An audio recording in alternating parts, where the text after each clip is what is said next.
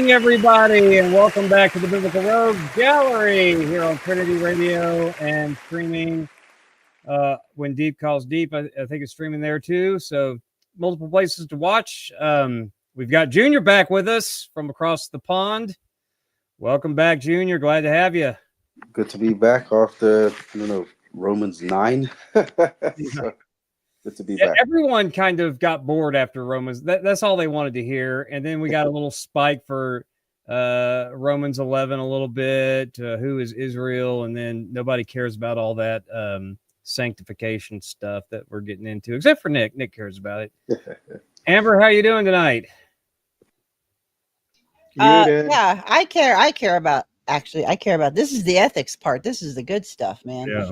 I'm doing pretty good. I got to listen to an amazing presentation for the spring conference from the seminary this morning, and my brain is all like lit up with some amazing things to think about and some ideas, and so I'm really looking forward to some of the content on my channel that's going to come out of some of what they were talking about. So that's pretty awesome.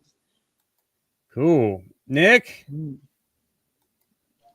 Just pastoral ministry stuff, dissertation stuff, normal stuff, dad stuff, life stuff, normal stuff. Everybody knows. Right. Before we get started, I do want to shout out Trinity College of the Bible and Theological Seminary that you can find at trinitysem.edu. Go there and learn from the comfort of your own home from professors you've actually heard of at a price that you can afford. So go check that out. If you're ever considering going to seminary, even for a certificate, for a layperson certificate to serve in your local church, go to trinitysem.edu just trinitysem.edu. I don't know if it's /certificates or something. You can check that out, or you can check out our degree programs. Just go to trinitysem.edu, fill out an eval, and someone from our admissions department will get in touch with you. And if you want to support what we're doing at Trinity Radio, you can go to patreon.com/Trinity Radio, I believe. There may or may not be links in the description as Braxton does this. So let's get right into this. This passage seems to have a lot of takes to it. A straightforward reading will make you think that Paul calls for an unqualified, unyielding, absolute loyalty to the government. Some people say, yep, get over it. And other people say, nope, not quite. And other people say, Paul didn't write it at all. So there's a lot of different takes. Say, that's an interpolation. That's not even Paul. He doesn't mean that. Or is there something in the background that you can go back and watch the first episode of Biblical Rogues Gallery, introducing the book of Romans with all the background information that we can draw from to see what else is going on that might have this passage that seems to shift from admonitions in the second person plural to the third person singular. Seems to have very little to do with what was before it in chapter 12 and what follows it in verse 8. So it's just kind of there. And so let's get into that and read it and then see what we can get some initial thoughts from and then break it down a little bit further. Junior, you knew I was going to do this to you, right? I mean, of course, absolutely. You're back, and you just sound so much smarter than my Arkansas accent. Okay, you have a real accent. You have an actual British accent. So take it away, brother.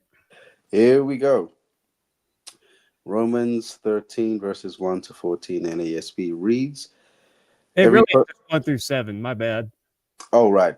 That's 1 through 7, right? Okay. Yeah, I put 14 there, but then I said I don't have time to do all of that. That won't fit anyway. So 1 through 7. So, let's go. Romans 13 verses 1 through 7 NASB reads, every person is to be subject to the governing authorities, for there is no authority except from God, and those which exist are established by God. Therefore, whoever resists authority has opposed the ordinance of God, and they who have opposed will receive condemnation upon themselves. For rulers are not a cause of fear for good behavior, but for evil. Do you want to have no fear of authority? Do what is good, and you will have praise from the same, for it is a servant of God to you for good. But if you do what is evil, be afraid, for it does not bear the sword for nothing, for it is a servant of God, an avenger who brings wrath on the one who practices evil. Therefore, it is necessary to be in subjection, not only because of wrath, but also for the sake of conscience. For because of this, you also pay taxes, for rulers are servants of God, devoting themselves to this very thing. Pay to all what is due to them. Tax to whom tax is due, custom to whom custom, respect to whom respect, honor to whom honor. Thank you for that, Junior. You sound so wonderful reading that. You could just read the phone book and everybody would enjoy it, and the ladies would swoon. Derek with the super chat for $1.99. Can I get a shout out for my Eliza's 8th birthday? Yes, you can. Happy birthday. Pritchard, I think you should sing for Eliza right now. I think I will if we all do. No, you don't want me singing. Have, Boss has heard me sing in church on Sunday, so no. Braxton has showed us. Why don't Braxton lead us in happy birthday for Eliza, and then we'll. That's right. Braxton can actually sing. No, I won't be singing tonight unless there's hymns. Oh, okay. Well, I'll sing. Happy birthday, to you. Happy birthday to you. Happy birthday, dear Eliza. Happy birthday to you. We sound like a regular Baptist choir. Do not play that for her. Don't play that for her. That's Who are terrible. we singing for? Derek's daughter. Oh, well, happy birthday. We had a super chat. Can I get a shout out for my Eliza's 8th birthday? And horrible singing to go with it. Good for community. Typical Baptists.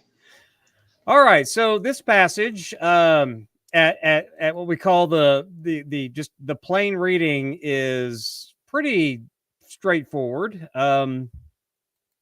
It just says, every person is to be subject to the governing authorities, for there is no authority except from God, and those which are established by God, which is pretty clear. And then he gives, in the rest of the passage, pretty straightforward admonitions that sound very generic, actually. But there are clues in the text, I think, that hint that there's something else going on here. Specifically, verses 6 and 7 kind of tip us off that there was extra focus going on here with the issue of taxes. He repeats that in 6 and 7. So there might be some background to that. But does anyone else have any initial thoughts about this passage that jumps out at you, whether just in the straightforward reading that we've had or in your studies so far? Well, Pritchett, is it even authentic? And should we just move on to verses 8 through 14? Well, of course, I think it's authentic. I'm a Christian. But when people like Jewett actually argue that it's authentic because the arguments against its authenticity didn't even convince him. And he's one of those,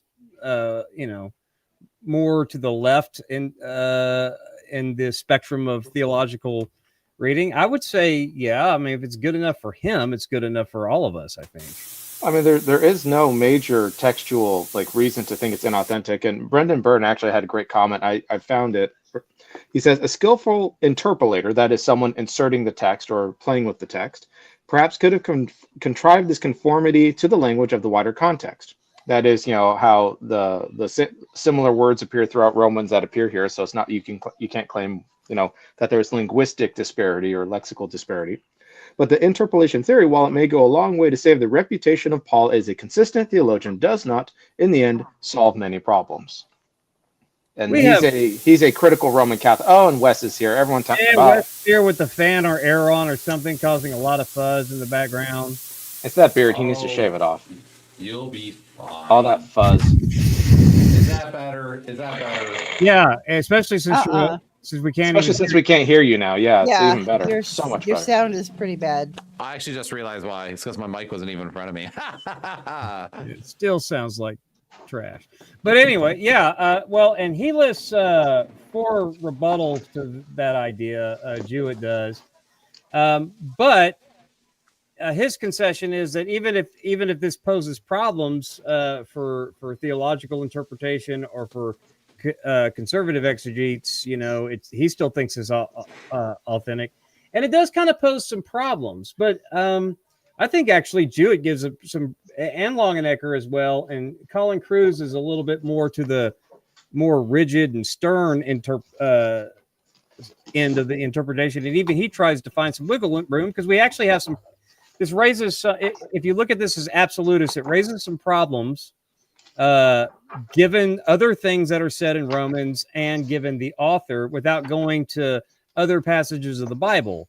And what we could say there would be, obviously, just a few chapters ago, he taught, God raised up Pharaoh, who was a wicked ruler, and then sent Moses to challenge his authority and to lead the Hebrew people out of captivity, overthrowing that order.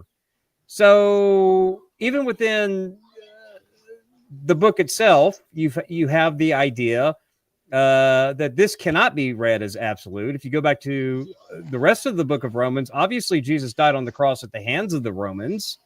So they're not always doing like what is right and just and good, Well, in Pritchett, you also have early, like Origen and Bart and others, Ambrosiaster, basically saying, yeah, this passage needs to be contextualized with other passages, indicating that they didn't see it as rigidly absolute either, which, I mean, I think is fairly fair when it comes to dealing with controversial texts. Okay, well, what do other texts maybe, how do we engage this text within Scripture as Scripture without just isolating it and playing with it as if it's the only thing in the playpen? Right, but even the book of Romans with Jesus's death and resurrection doesn't allow for that. Paul's bringing up Pharaoh and Moses doesn't allow for that. And Paul himself was the victim of some unjust beatings and arrests in his ministry, so he doesn't obviously think that this is true in an absolute sense.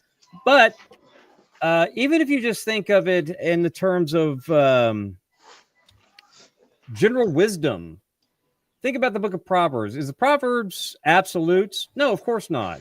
So you can temper this before we get into all that background stuff that in any other context with any other theological passage that's disputed, someone would say you're trying to get out of the plain reading of the text. But of course, there's no such thing as a plain reading of the text. Hey, Pritchett. Yeah. Hey, Pritchett, real quick. The same people that say you're trying to get out of the same meaning of the text would have had a problem with this if they're born in Nazi Germany and quoted this text. Yeah. So we need to be very aware that often how you interpret these texts is very much contextual. Yes.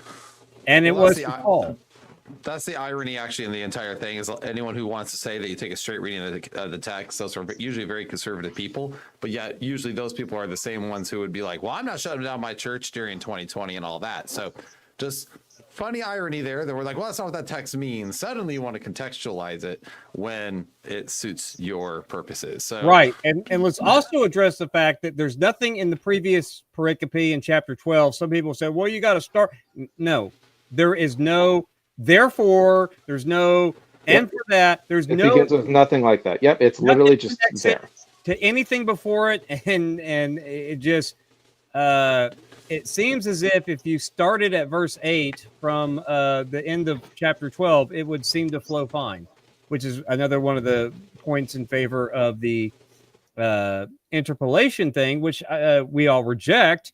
It's also to be not unexpected that a letter of this length would not be written down in one sitting, and it's very likely that this was previously composed material that needed to be inserted somewhere, and we're better than in between talking about the Christian ethic of love, and then, oh, by the way, there's a thing here, because you got to think about it. This is in the imperial city, and the God that has established all of this authority. He doesn't even talk about Caesar here or anything. I mean, Jesus can talk about Caesar and render under Caesar.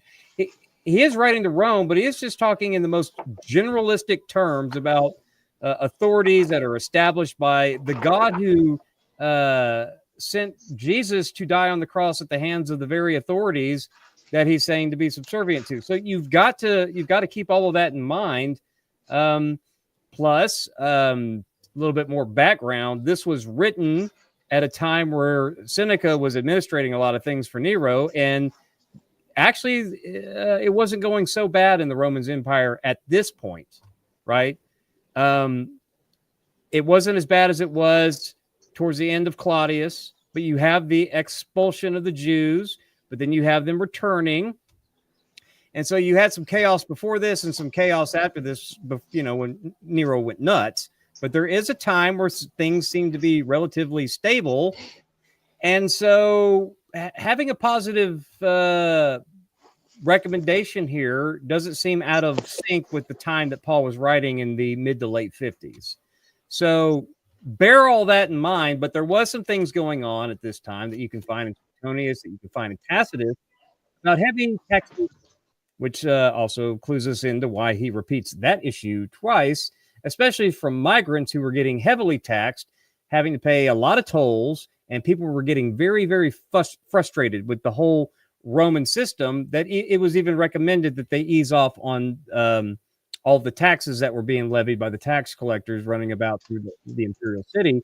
And if you have Jewish congregations that are just now returning from the exile, re-migrating back into Rome, they would have been subject to all of these taxes as well. On the other hand, you might also have some of the higher end, while most of the people in the churches of Rome, Jew or Gentile, were on the lower end of the socioeconomic spectrum. There would undoubtedly be people in the higher end, especially those who work in the bureaucracy. So keep all those things in mind. This might be directed to a very small portion of the people, or to the whole, all of the churches trying to address different needs, and also trying to avoid fostering the frustration that could lead to behaviors that got the Jews kicked out in 49 all over again. So a lot of things to consider here without taking this as just an absolute, no matter what the government does. There's also in some of the Greco-Roman literature on this, the presumption, and you can find this all in the inscriptions, but from Plato forward, the assumption was that they're supposed to do good, right? And you're not going to ever compromise your integrity when they don't. But the general disposition was, if you are going to be a servant of the state, it is important that you engage and behave honorably, even though that didn't always happen. That was the Greco-Roman ideal. And so that the ideal is assumed in the background of the hearers, and it doesn't need to be said every 5 seconds, but if this, but if that, but if this other thing, that's where the idea of wisdom comes to play. So that's kind of a little bit of the lay of the land there. But again, you can take this as straightforward as you like. I'm just setting all of that out there so you know that's kind of a summary of what's going on in the scholarship for why that they don't think that this is necessarily absolute, because this is still a letter occasioned to a particular people for a particular purpose, which includes getting money for the mission to Spain, who would also have to pay a lot of taxes and not being citizens of Rome. And so some of these issues would no doubt be relevant for them and relevant for a positive estimation of the government, so that those in the church who work within the bureaucracy can see themselves as working for Yahweh, see themselves working for God, see them working for Jesus. That would be, hey, I'm an administrator of God too. I have a purpose here that might make things easier for Paul's continued mission. So there's a little bit of subversiveness going on as well, possibly. So there you go. I'll let y'all make some comments, and then we'll go verse by verse. Don't everybody. Well, I'm over here trying to get a thumbnail set up to stream it to mine. So, but I have a few comments. I mean, I think some people, I brought the COVID thing up specifically because I heard this brought up a ton during COVID when I was pastoring a church on why I needed to close my church. And I was like, well, I don't think that's actually what that's trying to say. But it's important to know as well, as you mentioned, that this could be actually a very narrow focus. I think Paul's general point here is to be good citizens, as best citizens as you possibly can. Because on top of that, there's also, and I don't know if you mentioned this before I hopped on, I was a few minutes late, but there was a messianic movement actually a little bit before this that kind of got squashed. But so this idea of a group of people following this Christ figure, this other Messiah figure, could be very much causing social turmoil. And with that said, in Rome, how they would deal with social turmoil, because they didn't really care about what you believed as much as they cared about how you behaved. So they just didn't want you to cause upheaval, that you could actually have a bad reputation or cause scrutiny. And Paul was very conscientious on how people viewed the Christ community, especially in the Roman culture. So I think that's kind of what he's driving out here more than he is about blindly obeying your government. So that's my 2 cents. There's also an issue of how do you survive in Caesar's world under the banner of imperialism and violence. So there's that aspect as well. How do you actually survive in when Caesar's the one that has the sword? And so there's that element as well. Pritchett, you were talking and sounding smart, but we couldn't hear you. Well, I was trying to read this thing. What does Pritchett think about Nanos's proposal that Romans 13 is about synagogue leadership? To be honest, I haven't read it. I've only read the summaries of it by other commentators who said it's not worth reading. So Yeah, it's an intriguing idea, but having read it, there's a reason why the view hasn't gained a lot of acceptance, and if it has, it actually creates some really interesting issues as well, given ethnic conflict and other things with Paul. So, yeah, I'm not convinced by it. It's an interesting idea that is kind of like the interpolation hypothesis, not really substantial. yeah, the reason for the interpolation hypothesis rests on one grammatical thing and then a bunch of we don't like it things. That's kind of the shift from second person plural to third person singular, and no connective conjunctions or formulas. Well, the fact that the word for governing authorities or whatever is used to describe the emperor in 1 Peter 2:3. So, yeah, and so it's a very odd word to use to describe Jewish synagogue leadership, at least in the New Testament. That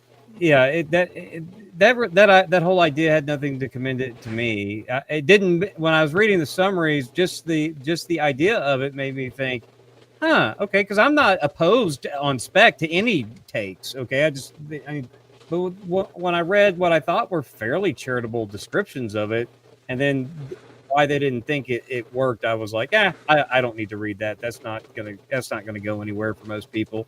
And that seems to be less of an issue for a. But I mean, remember, Nanos thinks this is an overwhelmingly Jewish audience for Romans, right? And that has to figure as well. We've already rejected that hypothesis in our introductory episode. So even still, I don't know how much we can argue that the Roman churches were making that the Jewish portions of the Roman church were making use of the synagogues, given the expulsion over this Crestus thing from Claudius back in 49, that they would go right back to where all the chaos started in Rome that got all the Jews, including probably the Jewish Christians, kicked out in the first place. So it just really doesn't make a lot of sense to me. But you're a minority within a minority within a minority in a very big imperial city. You're probably going to want to be careful about going back to the things that didn't work last time and got you in trouble. Yeah, it seems like by the late 50s in Rome, they were probably doing these assemblies more in a patron's house than they were the Jewish congregation still running. Well, Priscilla and Aquila, specifically, Romans 16, the church that meets in y'all's house. So right, yeah. So all of I think there's just enough common sense and internal evidence that I don't need to go explore it further. Amber, do you have any thoughts on that whole take, or? Well, I was thinking about, I got to go see N.T. Wright speak a couple weeks ago, I think 3 weeks ago or so. I don't remember. I don't like you. Nope. Yeah, don't like Amber anymore. Get over yourself, Will. Just get over it, Wes. But one of the things that I heard, he was talking about something completely different, but he addressed this a little bit in this section in the second session we were in, that it wasn't specifically this section of Romans, but he was talking about the interaction of church and government a little bit. And he said something about that the Christian church shouldn't care so much how people get into power. It's what they do with it when they get there. And the church's role is to hold power accountable, to be good governance, to be good caretakers of those put in their charge. And so this really kind of, to me, echoed back to what Wright was talking about, how we should, as the church, hold those in authority and accountable in the same time that we are underneath their care as a civic authority. There's that balance of being under that when it doesn't violate God's law, and pushing back when it does, and holding them accountable. So that's kind of where I'm thinking as we're going through this section here. Yeah, and I don't think there's anything in this section properly understood, at least within a more of a wisdom context. contextualized for a specific audience that has broader principles. That's the thing. Whenever people think, oh, you're trying to limit this contextually so you can get out of broader principles, that's never the case. That's not even the case with 1 Corinthians 11 head coverings. It's never the case with egalitarian readings of 1 Timothy 2. You're not trying to contextualize it to get out of broader applications. You're trying to rightly exegete it so that you pull out the proper applications, which you will go wrong if you don't have a solid exegesis. And like I said in my opening salvo, there's enough before we go to I'd rather obey God than man in Acts and anywhere else that you could try to do this. I mean, the idea that God established authorities is well documented, attested in the Old Testament. Jeremiah says so, Proverbs says so, Daniel says so. So nobody's trying to get around that. But what we're trying to say here, or at least what I'm trying to say, is I think that there's enough internal evidence in Paul's life and in the book of Romans with Jesus' death and resurrection, Paul's life getting beaten and arrested, but that they're not always just, and they're, just even there. But then you go to the rest of the Bible and see defiance of governments, Daniel, all of that. So you don't read this as absolute subservient. You read this with the lens of wisdom. And one of the things that I liked that brought this passage around for me also is instead of first jumping to the theological ideas behind this text, which you can do, you can always keep in mind Paul's missional context. He's wanting to establish a base of operations to do ministry in Spain. And so there's a missional angle to this, especially with the fact that there might be some of the wealthier patrons involved in the bureaucracy at Rome to see themselves as trying to make a way for that. And the apologetic of 1 Peter 3 is all about your good behavior and suffering, even if you do good. Don't give. It's the apologetics of the earliest apologists too. Be good citizens, right? Insofar as you can. But I mean, sometimes you can't. Well, and let's not forget too, with all of this going on in Romans 13, what Paul ultimately thinks will happen to the powers. God destroys them in 1 Corinthians 15. So lest we get high over our skis, we need to be theologically consistent and allow Paul to be consistent with himself. And last I checked, he must reign until he's put all his enemies under his feet, refers back to the principalities and powers and the rulers of this age. So it's one of those where unless Paul is severely unable to keep a train of thought going or to be internally consistent, we have to be precise and careful with what he does. Or what we do with his language, specifically when he says God's going to destroy these things anyway. I think that also echoes to Colossians, right? Too, in regards to like principalities and powers and Christ having defeated them on the cross. But even when you go to, I think, Colossians 1, and I have a reading from it right here, was when he mentions being delivered from one dominion of darkness and translated to the kingdom of his son, through whom we have redemption, so on and so forth. And he also mentions, whether we rulers, powers, dominions, powers, all things are created by him and for him. So I think that could also harmonize with this passage as well, when Paul talks about, I think, because N.T. Wright also mentions that, similar to what you just mentioned, how these principalities and powers either have been defeated already by Christ and they are a part of God's working order, and will, or have been, like this already not yet, have been put back into their rightful place to do everything in accordance according to his will. So where does the church fit in that? And I think that keys in with what Amber said and with what JP, where they do right, then fine. But if it's in conflict of, God and ethics and so on and so forth, according to Christian faith, then we kind of pull them up. Right. We see them as temporary, not eternal. Right. Yeah. But the problem for everything that Paul has said about transformation, renewal from your mind, not conforming to this age, the glorious freedom that all creation is going to be released from bondage. There could be, for those who are on the lower end of the spectrum in the Roman audience, a tendency to think, well, if all of that's true, then why do we care about this present age at all and have to be subservient to the government? And why should we pay attention to this?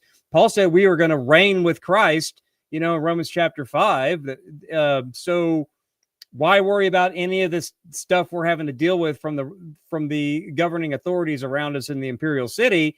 And there might be some tendencies to want to quell any sort of rebellion that might foster up within the Christian church that might think that they can become poor citizens and be standoffish and not do good to forget what God told them in Jeremiah about, go ahead and marry and build houses and whatever's good for the city will be good for you. All of that. They forget all that and say, the heck with all that. We're just going to, we're just going to forget this government and start our own hippie commune or something. And that's just not going to work for Paul, especially when he has aims to use the bureaucracy to his advantage every time he can, even when he's invoking his own citizenship to get a free trip to Rome. I mean, there is some subversiveness to this, but there's also maybe a fear that the people who've had enough of the Roman government in the imperial city may want to revolt from it because, there's a lot of movements like that. So Paul doesn't want them to get caught up in it either, which could be why some of this general language. Now, to your point, Junior, about the powers and principalities, one of the issues that people have asked about the governing authorities here is whether or not that includes only earthly governing authorities or even the spiritual beings. But as there are some commentators that say it's a both and here, not just the visible powers, but the invisible ones. But you had referenced some verses, you and Nick both, from Colossians and 1 Corinthians, that those powers are pretty much defeated insofar as what they can do. And so most people think that here, and plus the language here, pay taxes.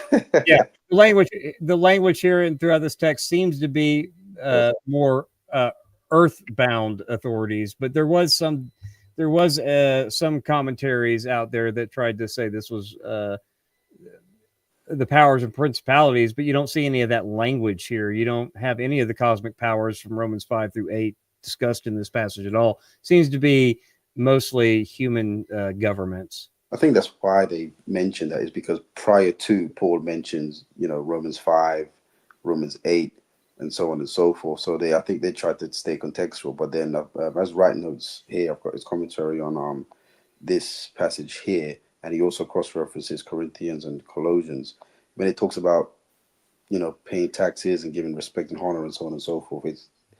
He would say it's more like a kill shot to earthly rulers. Yeah, he doesn't even see that as a both and. He's just like, nah. I go with that take. But Nick, the apocalyptic guy, loves cosmic powers. Are you gonna shill for this being a both and here, or are you gonna just kind of side with the consensus? It seems the consensus is probably right. If the cosmic powers are there, then they're kind of at the background of everything. I don't think they are primarily in view, if they are there at all.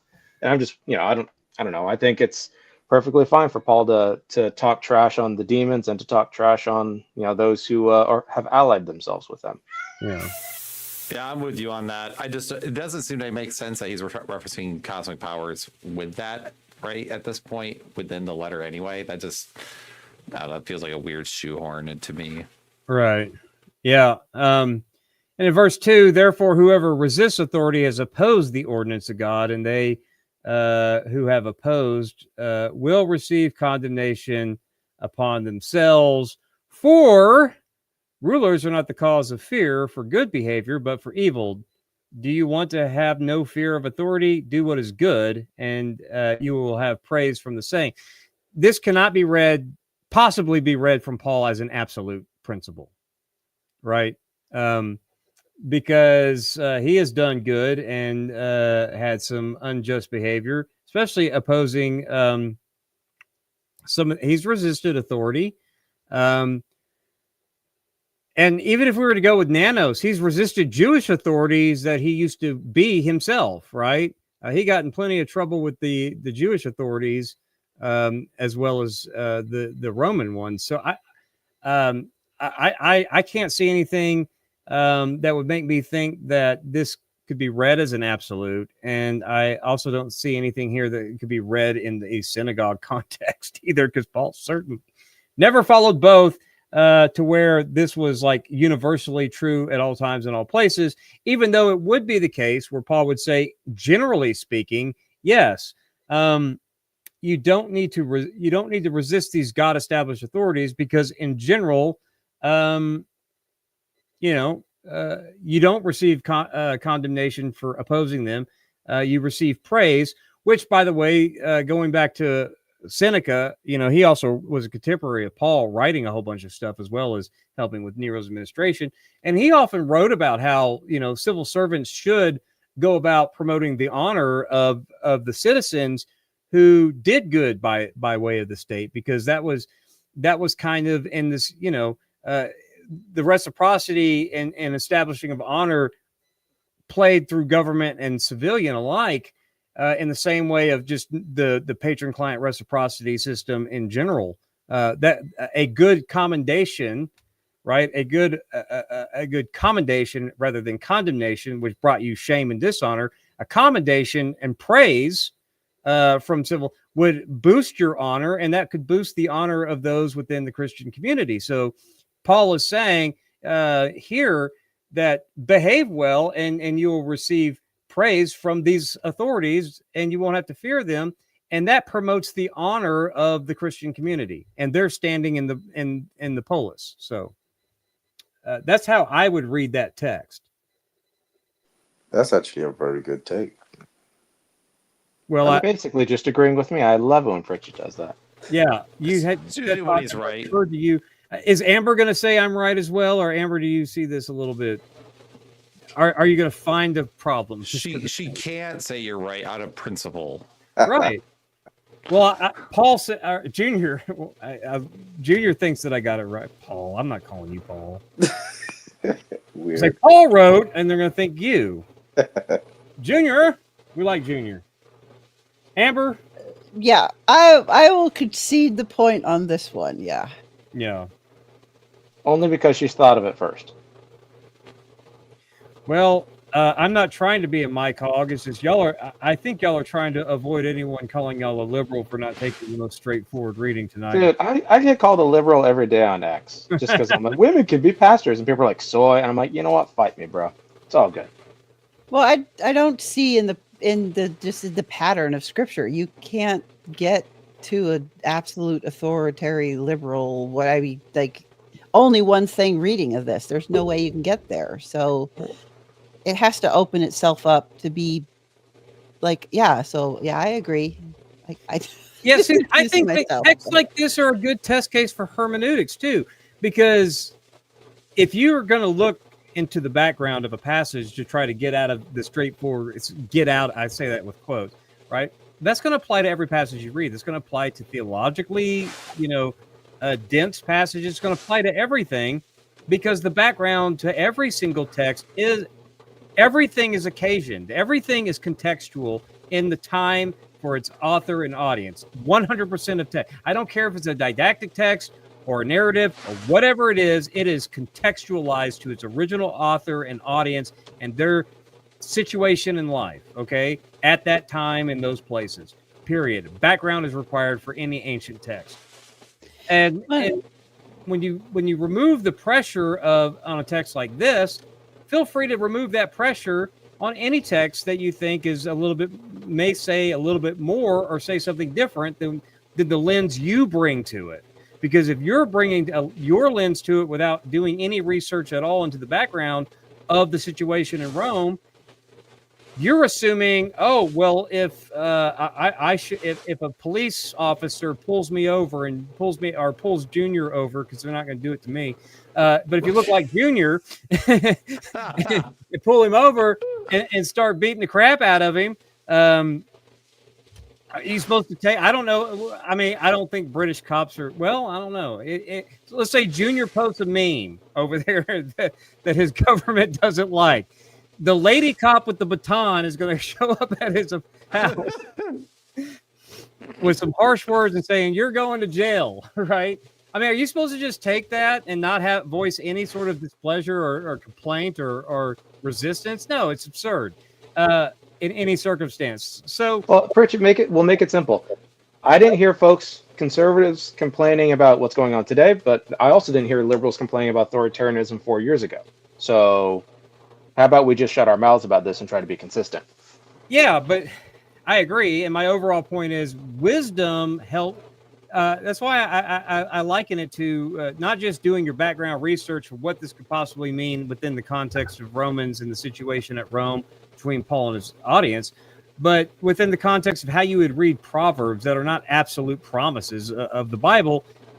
You apply wisdom to these texts because, generally speaking, if the government wants you to obey traffic laws, and you won't receive shame and punishment and condemnation. But if they want you to do things that are contrary to your faith, like don't pray in public, you can't go to church because of certain viruses or whatever You else. can't be based like Nick and Will on the weekends. Right. Nah, we won't fight. Mhm. Maybe It's hard being us. It is. Yeah, it's really impossible. That's why God only made two of us. That's right. and they start beating you up for having silent prayers and throwing you in prison for having silent prayers outside of abortion clinics. Maybe some resistance is called for, right? Absolutely. Right, Pookie? That's right, Pookie. Y'all saw he answered that, just so you know. Yeah. Bridget didn't jump up to answer that. Yeah, because they're not in every single 100% of the time. And we know this because 3, 4, where are we, 13?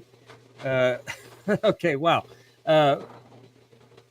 5 chapters ago, we talked about, or 4 chapters ago, we talked about Pharaoh and Moses. And obviously, Pharaoh was wicked and Moses was leading the resistance at the urging of God. God raised up Pharaoh. God raised up Moses. It's both and. So, yeah.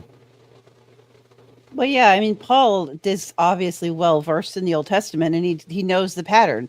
Whenever we, there's submit to whatever the governing authority is, things go well, and God will punish the government authority. I mean, Assyria gets taken down for going too far, punishing Israel. Babylon gets taken down for going too far, punishing Judah. It's just a pattern. When the civil authority gets too far outside of God's design, God takes them out. It just from the beginning all the way through. And I think Paul is that's in his mind when he's writing this. We don't have to worry about it because God is ultimately going to punish that and take that into account at a certain point.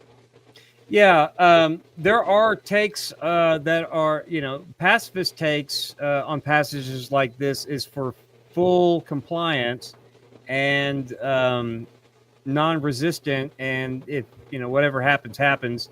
I think that may take it too far. But,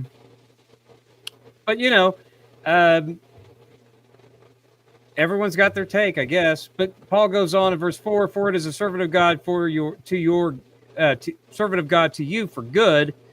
Now, this language about good here, I can't divorce that from what we've talked about. The good starting in chapter 12 about good being in that which is in alignment with the will of God, right? So if it's out of alignment with the will of God, I don't know that this verse could make any sense, right?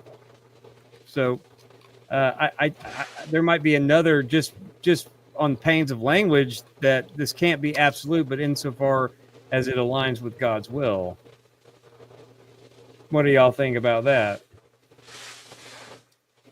Well, I think I definitely agree with that because again, we could reiterate many times, but otherwise we'd have to be forced to admit that tons of people in Scripture are actually disobeying Paul's statement here. Not only that, Paul would be disobeying Paul.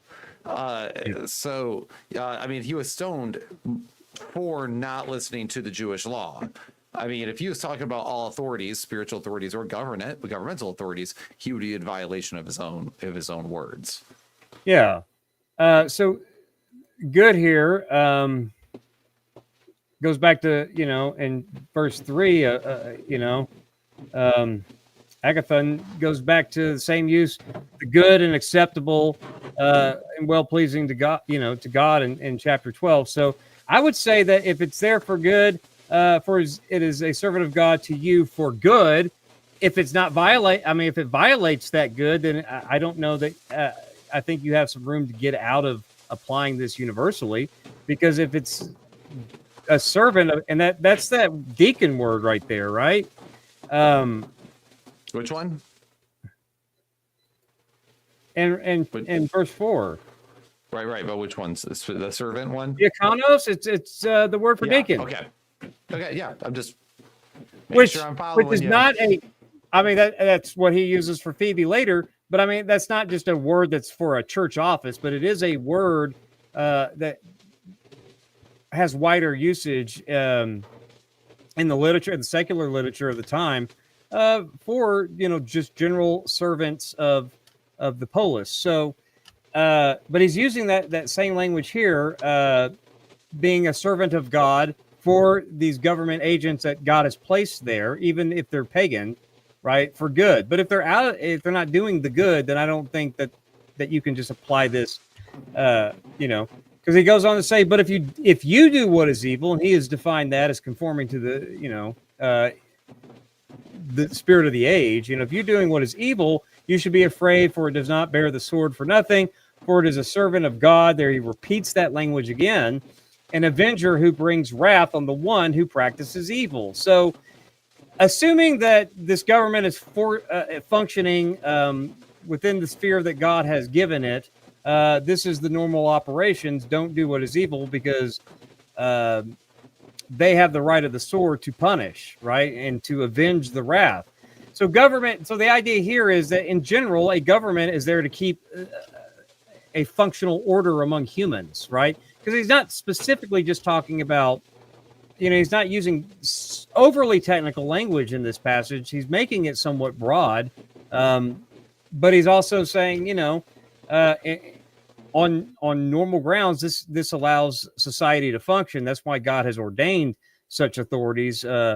Now, is there a type of authority that God has ordained? No, there's not one specific biblical model of government. Certainly, they're not baptizing empire here, which means, we live in a democracy or a republic or whatever. And so there's all sorts of forms of government that God has ordained. And I don't think he's baptized any of them other than Jesus is king and will be co-rulers in the age to come. But on this side of the eschaton, generally speaking, the government is to perform a function, which, keeping that order, allows for the church to go about being good citizens and proclaiming the gospel without, getting a horrible reputation. So that's kind of how I'm seeing that. But, if you start violating commands and you start killing people, well, you're going to be put to death. Right. Well, this is why I think Paul has a particular strategy here as well. Like Paul, it seems like it's more of a, and maybe I'm completely incorrect. Does it seem like it's more of a strategy for survival rather than a blanket endorsement of all government actions? Yes. So by advocating for submission, he may have been advising Christians basically to avoid unnecessary conflict with Roman authorities, preserving their community during a volatile time. Yeah, because this is not nearly as volatile as it will be from Nero 10 years from less than 10 years from the time he's writing. Nero goes insane. In the future. Yeah, and starts using that sword for evil against good people. I mean, this passage could not have been written 10 years later. It really couldn't have. Not to the imperial city where Christian bodies were lining the streets as torches on. I mean, it couldn't have had. This would not have been written 10 years. That's why it's important to look at what's going on, right? Because he's going to get to what's really going on when we get to verses 6 and 7. But verse 5, and by the way, there is some discussion in the literature, and I'd like to get y'all's take on it, but specifically want to call on Nick, because he probably knows more about the ins and outs of this as I do. The bear the sword, Jewett tries to downplay the idea that this means capital punishment and tries to talk about, police people walking around with daggers, but they weren't really, he's trying to get away from the idea that the government authority was instilled, that this Paul had in mind the idea up to capital punishment. So I wonder if you know more about that, because I was like, huh? Looking at just the term in the New Testament and not looking at like Philo or Josephus or anyone, it doesn't really look like it's used for capital punishment. It looks like it's just a weapon of war. Just kind of so it doesn't look like it's used for capital punishment. It looks as just a weapon that kills people. So there's no need to make it actual capital punishment. But there's also a sword is still a sword. Yeah, there's very little reason to preclude that in my mind, because the sword is a weapon of war in the Septuagint. It's a weapon of war just in general in the New Testament for all sorts of purposes. And it seems like doing what is evil is an avenger who brings wrath in the context of having the power of the sword, bearing the sword. So it seems to me that Jewett and some of the people that want to downplay the violence of this text don't really the government sanctioned the God ordained government sanctioned use of violence. That reading, no, Paul intends to say that they have that right here, because I don't see an avenger who brings wrath is somebody who's just waving it like those British cops do to Junior with their little batons that they, we're gonna get you. We're gonna get you. We're gonna get you. Yeah. My 2 little feet, man. Of course. Well, but the word is used in Romans 8:35 to describe, danger or sword or something like that. Yeah, and So, life and death in that same context. So come on, neither life nor death. Come on. So it seems to me that the threat there in Romans 8, the 31 through 39, including that kind of language, seems to me it's like the sword is not there to pat you on the back with. It's there to cause you problems if you do evil. Now, again, 10 years later from now, that sword was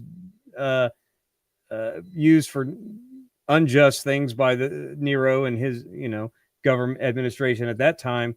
So, like, again, I don't want to say what wouldn't have been the case, but I'm going to say I'm like 80% sure that Paul could not say this 10 years later than when he did. Is that fair? Or he'd be dead by then, so he couldn't have. Well, fair. They probably would have the sword that these principalities and powers probably would have killed him by then, because they technically did. Yeah, well, about 11 or 12 years, yeah, depending on when you date Romans. So what do Pritchett? What do we do with Tasso in 3:1 or 13:1? I think it. I mean, whether it's middle or passive, I don't freak out about the middle tense, like, oh, it's never, because it is used in the New Testament. So I do think it is the you submitting yourself, right? You're not. No, that's Tasso in that's the second clause or the third clause. All of these have been instituted or ordained or appointed by God, not the hupatasso. What are you talking about? Hupatasso is submit or be subjected in the first clause. Let every soul or person be subject to the governing authorities, clause 1. Oh, you're back on verse 1. I thought you were talking about verse 5. No. But I mean, the same root word. I mean, they both use tasso, hupatasso, tasso, all that. But I was curious about the third clause. Those that exist, and this is, the authorities that exist have been established by God. That's the NIV, so grain of salt there. Do we take? I'm wondering if tasso there reflects, and the whole debate about middle or passive is just kind of dumb. Usually, it doesn't really get you anywhere. But here, I think you do have an implicit, you might say, as Pritchett, I don't know if you used this word earlier, of what we call subversion's not the right word, but the fact that these authorities, the governing authorities, which would be the Roman Empire, are assigned or established, or you might say constructed by God, does indicate their subordinate status to God. And the question I think we would ask is, do they recognize this or not? And that assumes that we have Christian, all that sort of stuff. Back on verse 1 is you could ask several questions. Is that every person, whether Christian or not, because the language is vague there? I think it's every Christian person in Rome is really what how I'd read the every person. Non-Calvinist saying all doesn't always mean all, but you could read it every soul, you could think it was more general of a statement. I don't think so. Now, as far as subject to the governing authorities,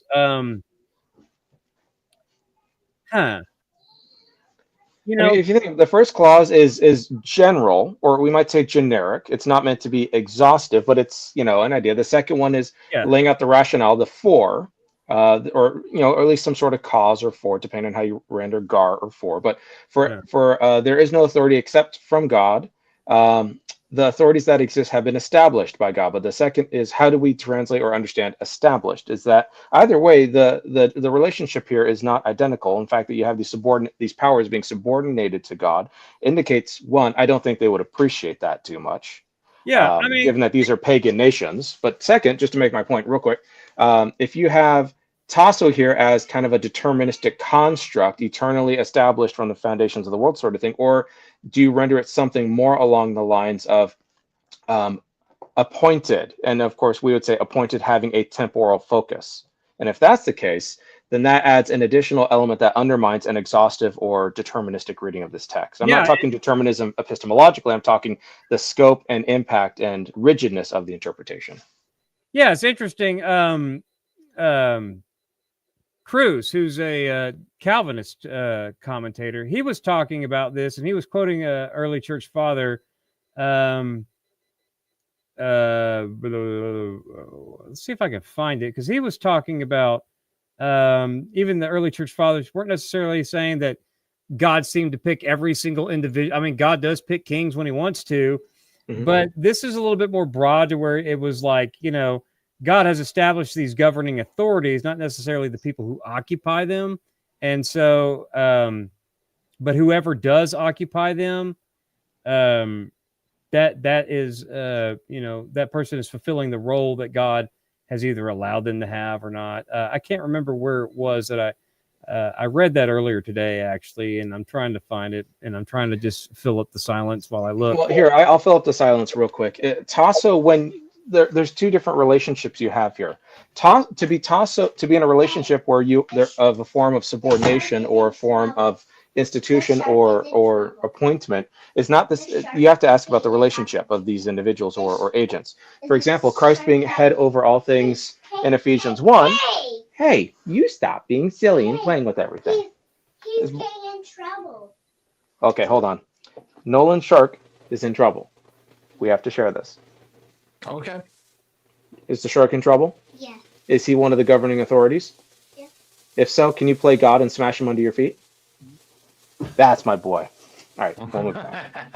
Based. Way to go, Nugs. Yeah. So anyway, the relationship, it depends on the relationship. If you have a form of subordination or submission between, as Paul talks about, mutual submission in Ephesians 5, that's a different relationship between Christ's relationship to the powers or to constructs that, engage in those sorts of ways. So we can't make it automatic go, oh, this is a positive construction. It's like you have God raising up leaders all the time, using Pharaoh as an example, setting up rulers. So, right. But that's like for Theodoret, he says the Holy Apostle teaches us that both authorities and obedience depend entirely on God's providence, but he does not say that God has specifically appointed one person or another to exercise authority, for it is not the wickedness of individual rulers which comes from God, but the establishment of the ruling power itself, since God wants sinners to be punished. And that's true. In this one, he doesn't say that he raised up any particular person, which Paul could go further, but he's talking more in general terms. Chrysostom points that out. He says it does not speak about individual rulers, but the principle of authority itself. For that there should be rulers and ruled, and that things should not just lapse into anarchy, with the people swaying like waves from one extreme to the other, is the work of God's wisdom. So Theodoret and Chrysostom don't see any particular person. And if Paul wants to use a particular, or talk about God using particular rulers, the Bible tells us when God establishes an individual, it tells us when he doesn't, by just using general language like we find here. So I don't think that you can do a theology that that God chose Trump, right? Or that God chose Biden. And before that, God chose... Or rather, if he did, you might not like the fact that he did choose them for the purpose of which he's using them for. But I mean, if you have a broader view of providence, when God wants to prop up a king, he does. When God wants to allow certain things to play out, given people's choices and actions and reason, he does. He can do it either way, right? I mean, we're not the ones that limiting everything to like God decreed from eternity past for this reason. God raised up Biden so that he could, I don't know, make the price of eggs go up. Right.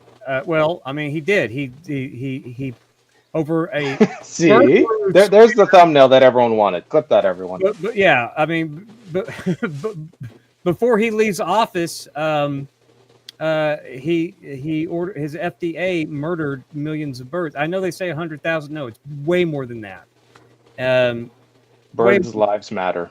Yeah, chickens' lives matter. And by the way, don't get Pritchett on his chickens. the FDA shows up my house, Pritchett and Cosmic Skeptic agree on this. and Romans 13 goes out the window if if FDA come to my house for my chickens. I'm like, nuh-uh. They can come for me, but not for my chickens. This ain't New York City and Evansville. Evansville is not New York City. You Homeboy can't has kill a 30 raccoon. chickens. Yeah, you can't. My chickens are not a raccoon in New York City. Do not come and take my chickens. That's not a raccoon. That was a squirrel. Rest in peace. Oh, squirrel. Well, there was a squirrel and a raccoon, wasn't there? Yeah. Well, that's a deep cut. Shoot. Yeah. But anyway, yeah, I ain't following. The boss is shaking her head. It looks like she's being way too intelligent for this conversation. Boss, what do you think? I'm just saying. If Romans 13, I'm going to take the non-absolutist reading of this because I'm not putting up with the FDA trying to kill my chickens over a bird flu they don't have. I'm just saying. Amber's just thinking how she gave up her Monday night to hang out with us. Well, let's be real. It's not like she had anything better to do. Never bring up chickens if you don't want a 2-hour derailment from me on chickens. No, I mean, this is y'all. For those who don't know, Pritchett's chickens are basically like the Boston Tea Party in tea. You come for my chickens, I'm overthrowing the government. That's right. Absolutely correct. 100%. I mean, he dressed up his chickens with orange wigs and put American flags on them and had them run around. Just I will arm my the chickens right now because of Pritchett is obsessed with. She's sending me videos on chickens now, so we're getting chickens. Yes. This is the content this stream needed. The world needs this. Look, Trinity Radio with Ralph Braxton. This can become a homesteading channel. This can become a fitness channel. This can be whatever I want it when he's not around. And dadgummit, tonight, everyone go buy you some chickens. I'm huge into I'm chickens. telling you right now, this is probably why I'm streaming this to my channel as we speak, and somebody apparently disliked our video. They don't like it. So I'm into fitness too. Fitness chicken in my mind. But you need to shout out Fisherman's Corner. Yeah, well, I can't do that because you're the host. So thanks, Fisherman's Corner, for getting 10 church split memberships. If you're watching this, go claim them. I have 2 videos currently right now for members only that will be released later for the general public. But yeah, I have 2 videos right now exclusively for members. One is the theology of the body, talking about male and female. And then the other one is a sermon I gave yesterday, which I'm pretty sure Pritchett wasn't here. On anxiety. Yeah, well, not really. Now I'm nervous to listen to it. Yeah. I am anxiety inducing. Yes, you are. Here's every how much can we make Boss laugh and not join us? The goal now for the rest of the stream is to exegete the passage and watch Boss just roll her eyes and get a headache. Folks, coming up in a month and a half, by April 15th, you'll have to file your taxes. And this is every CPA's favorite verse, IRS's agent's favorite verse in the Bible next to the one about rendering under Caesar. Because they probably even like this more than Jesus. Because number one, if you work for the IRS, you don't love Jesus. And number two, Jesus didn't say this, and it just talks about taxes in general. So Careful, Pritchett. The IRS have guns now, and they count them bullets that they use.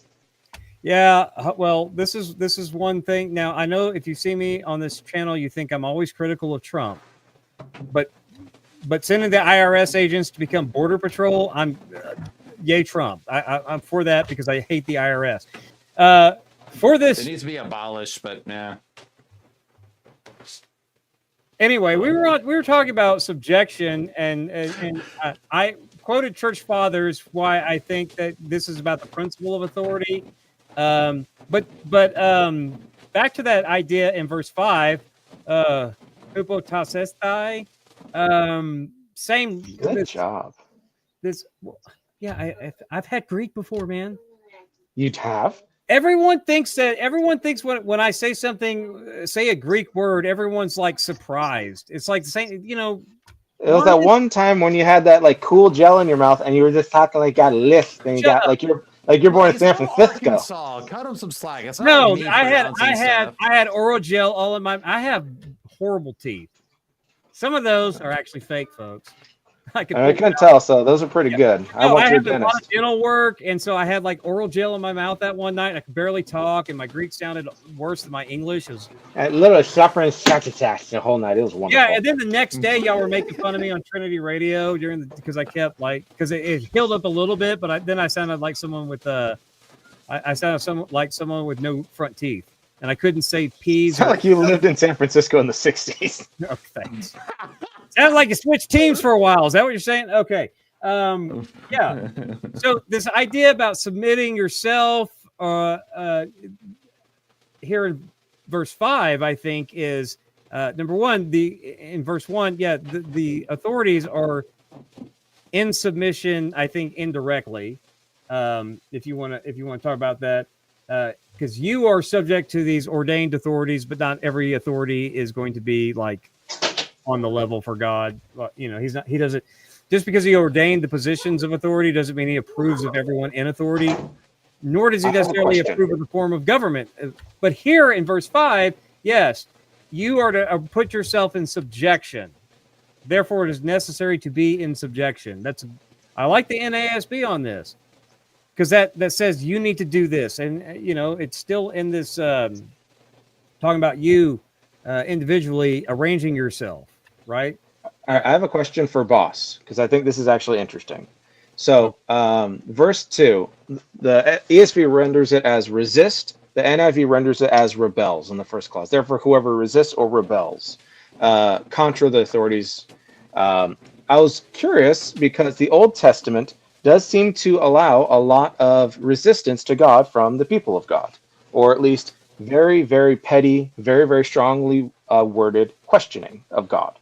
And so I was curious about your take, not on the lexical stuff, because that's, whatever, but how do we interpret, how do we understand this resist rebels in light of Paul's kind of background of kind of like Old Testament theology and clapping back at God, when Paul clearly is, I don't think he's doing anything new here, but maybe he's being contextual. But what are your thoughts on that from like the Old Testament perspective as it relates to resisting the authority, so to speak?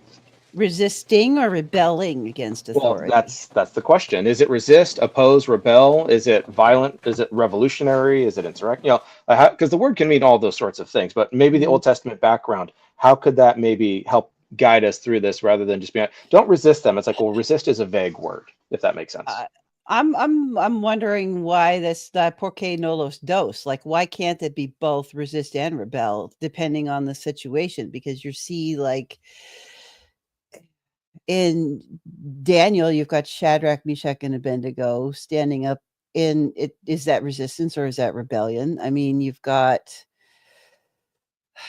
Daniel, and that is, is that resistance or is that rebellion? You've got Ezekiel's doing his own thing over there and in exile that is going to be standing in opposition to the Babylonian government. You just Jeremiah gets thrown into a well because he's not popular because he's speaking out against the government.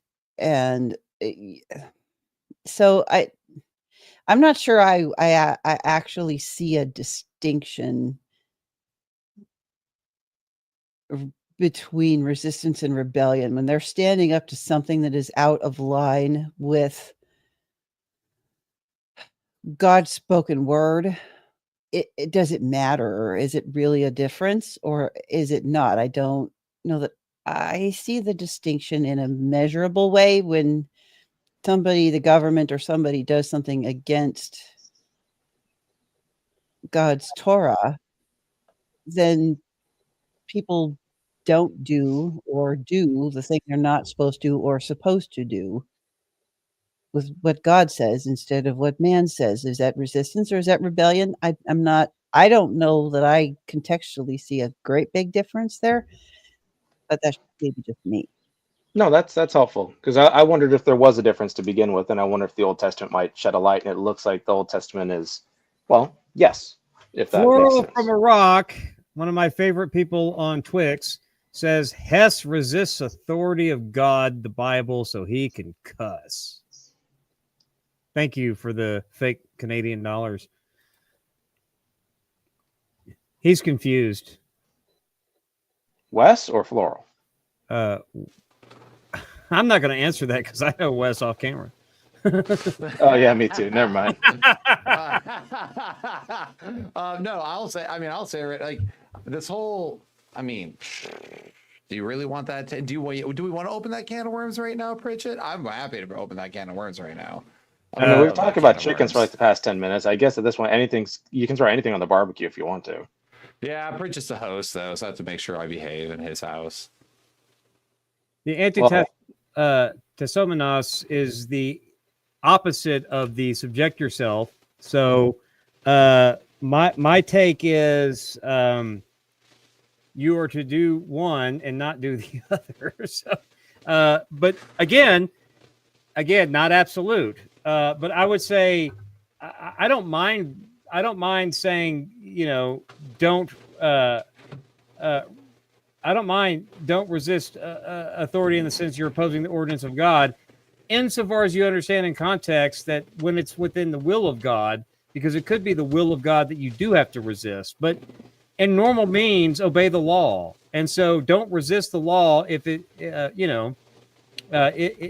if there's nothing that interferes with your faith about the law, you should not be resistant to authorities when so far they aren't conflicting with your faith. I see no reason to think that you have. That's where the wisdom comes in, and that's where the knowledge of your faith comes in for your ethic. That don't resist authorities if you have no biblical basis to do so, like cussing or something. Well, I don't know that, Right? but not that. There actually used to be laws against public profanity, but those laws don't exist anymore. Correct. Well, and then So also would that's you not be what the Bible- disobeying when it if you talks about- didn't do it? When it talks about cursing, it does. It's not when it says like don't curse one another. It's not talking about modern day cuss words. Yeah, we've had this conversation on Trinity Radio Primetime Forum. And I think I've mentioned it here before. If we want to derail this, I mean, I'd rather talk about chickens than. Just give it like 3 minutes. And not just, even- like we can pretty much cook it right now. Just cut this video, and then you got a 3-minute thing that'll go out and get everyone angry, and you get 10,000 views. There you go. I agree with Wes that the Bible doesn't forbid certain cuss words. Okay, cursing doesn't mean like slang, right? Unwholesome talk, coarse joking. I don't need any of those words you can't say on primetime television to be unwholesome or coarse joking. By the way, the King James translators in Ezekiel 23 didn't need naughty words in order to be quite vulgar. So, two things I want to make about this derailed this declension. Hey, Floral got us here, so you may as well. It's fine. Yeah. Respect my authority. So one, again, it's a general rule of thumb. It is not an absolute. Because you have to weigh the precepts of Scripture against the phenomenon of Scripture itself.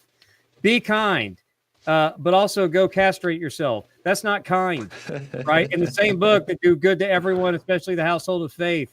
But I mean, we don't get mad at God for literally saying, "I'm going to incinerate your city and kill all of you for your sinful stuff." Oh, but naughty words are what get this going. My position is this: there are no naughty words. Technically, there are naughty ways to construe any word.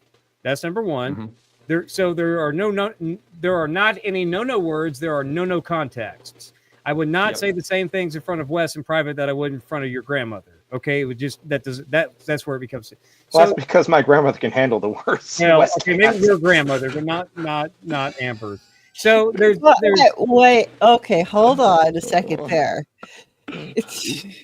So it's not that matter of the words; it's a matter of the context and how you use the words to be coarse and unwholesome, and you shouldn't do it. And except for those times, like if you're dressing down the northern and southern kingdom, then it's okay to use very graphic imagery about the bodily fluids of horses and donkeys and their members. There is some very pornographic language in the book of Ezekiel, especially chapter 16. Gets really raw and gritty. So there's lots of places in the Old Testament where if you actually had a literal translation of some of that language, would make a lot of people extremely uncomfortable and probably Song of Solomon is the same way, but like in the romance side, yeah. like Uh-huh. I'm sorry, Song of Songs, chapter 2, verse 3. Yeah, Will used to read that when he was a KGB onus and be like, "Oh, mama." He used to hide his copy of Song of Songs between his mattresses. Yeah, under his bed. Yeah, we all know. These and thous, baby. Yeah. There's a reason why in the Hebrew Bible tradition, men didn't get to read Song of Songs until they were married. It was not allowed. I'm still for convinced we single probably men. shouldn't be allowed to because we're just immature and we probably shouldn't be. I don't know why I God remember gave being us like, that. every time I read it, I tell my wife I need an adult. I'm like, I'm not old enough to read this. Like, no. So, but then also, like, when it comes to the no words thing, I like, because we're so inculcated in Western culture that certain words are the taboo, that we have now mistaken that Christians can actually say really horrible things about one another, but because they didn't use a cuss word, suddenly it wasn't that bad. And it's like my brother, for example, if I pull up at a family reunion or anything and I park next to him, I look at him, he's going to look at me, his face is going to go stoic, and he's going to flip me off. I know every single time he's going to flip me off. Now, he's my brother, and it's a brotherly greeting. It's him messing with me, right? It's a joke. Now, the context switches and I'm driving, some guy just tries to run me off the road and flips me off. He actually is meaning the words. He's trying to convey a message of actual cursing. But also, I've been cursed before, quote unquote, by people without using curse words. So I just don't think that curse words are a problem. I think it's actually the intent of the heart and the different contexts. So yeah, that's it. Even Paul uses a word, that scubula. That's pretty. When he says my righteousness is dung, the word scubula is very similar. It's not as harsh as our sh word, but it's more harsh than crap. So it's, And they all mean poop, dunk. I don't. To me, there's no difference in the words. Just context. It's going to offend somebody. I don't know. If you want to get a guy's reaction, calling him a poop head or a naughty word is not the same as saying, "I hope the knife slips." Yeah. So. Are we? Yeah, exactly. Which is the worst thing to say, in my opinion. I would, Yeah, I mean, you can take the Lord's name in vain, but do not dare put that thing in my head. My legs just crossed. Is this excursion over yet? You started it. I just want to say I could say Rock started it. I could say, something to Will and call him something you would consider a curse word and it not mean anything, but then I could dress him down pretty well using all polite langue to be pretty ugly if I wanted to. Anyway, well, I mean, you text me all the Bless time, your heart, Will. Stop whining, Wes. You love it. You know it. Like, look, I was abused as a kid. I have really bad boundaries with this. I thrive on abuse. Okay, see, now I'm weaponizing my past. See, exactly, because you're a horrible human being, and Facts. because it's it is. Well, you say that to me all the time, so just quit. So it's the heart of what you say that is more important than the words that you use. Is the point? Amen. Therefore, it is necessary to be in subjection, not only because of wrath, but also for the sake of conscience. I don't know what this means. Just to be honest with you. I'm finding it odd that wrath, they interpret wrath for us as God's wrath, but it's just wrath. Are we talking political wrath? Are we talking like war? Are we talking political persecution, the anger of the nations? It's the wrath of the governing authorities, because that's the avenger who brings wrath. And then in the very next church, is necessary to be in subjection, not only because of the wrath of the avenger of the government if you do evil, but for the sake of your conscience. I don't know what that means. The word conscience has such a broad spectrum of meaning in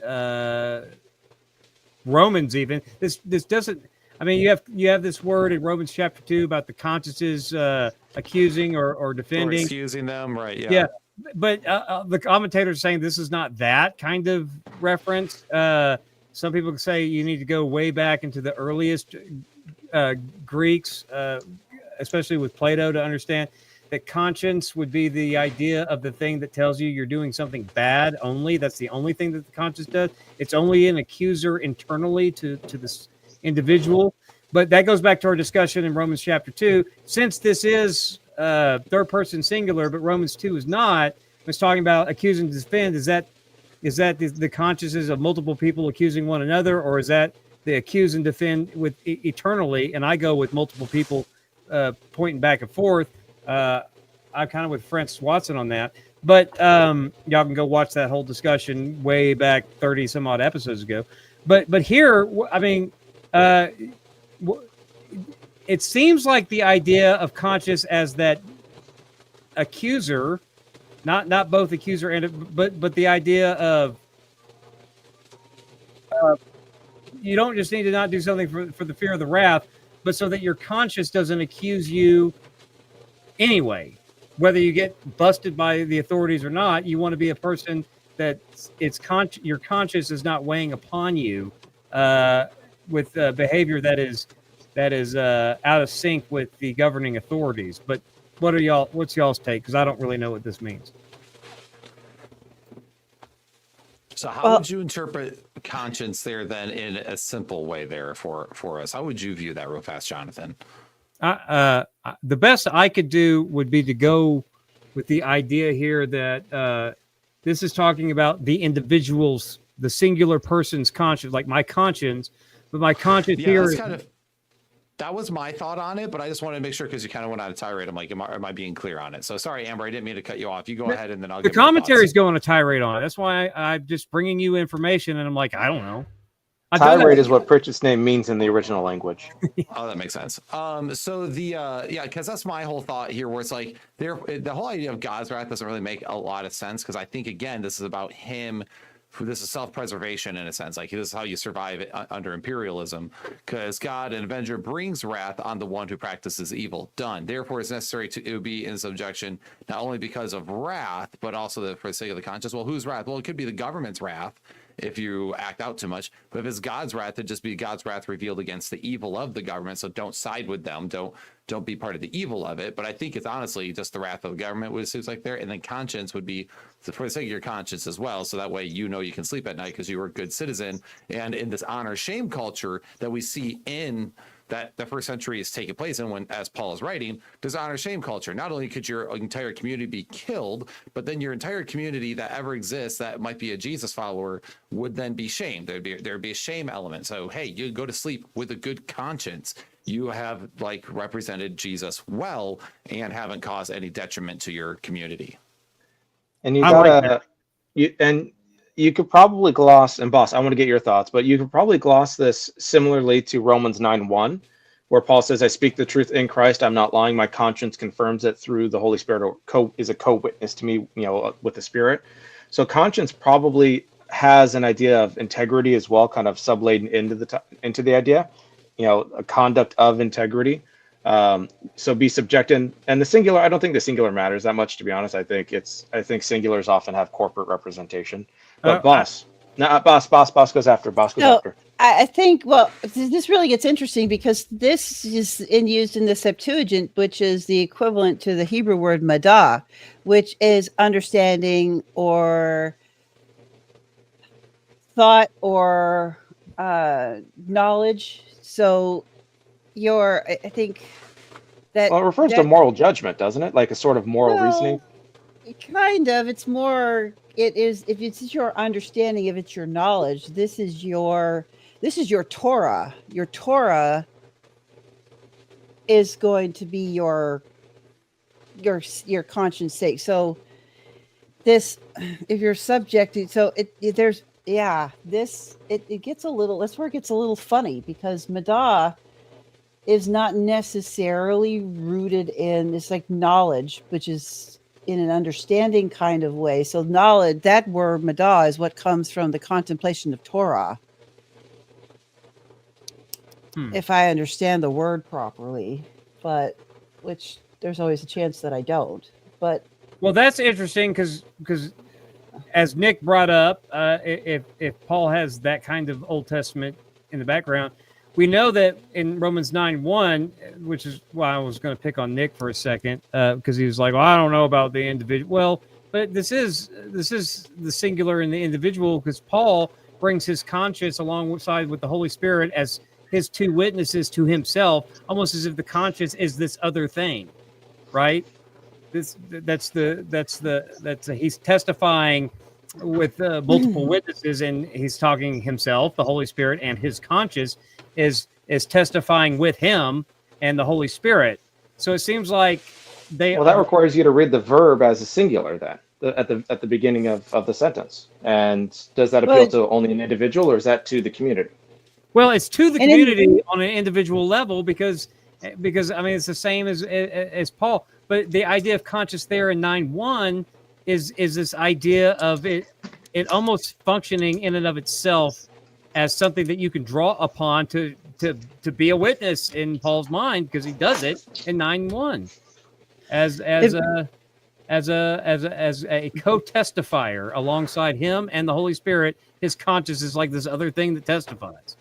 And so that could have bearing here in Romans 13, that your conscience is something that for the sake of this other thing that you have somehow that can testify with you, can be assuaged by your good behavior, But yeah, those are, I don't know.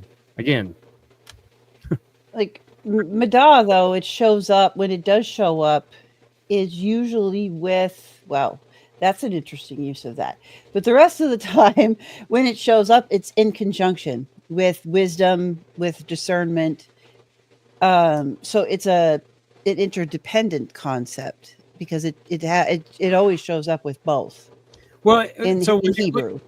So when you're looking at that in its context, is it treated as its own thing that could be in the same way that wisdom and Torah function as an independent to yourself, even though it's internal to yourself? Does that make sense? It's internal to you, but it is an independent thing, that it functions independently in the same way that you said that wisdom and Torah in that kind of context. Do you have any examples pulled up in its usage?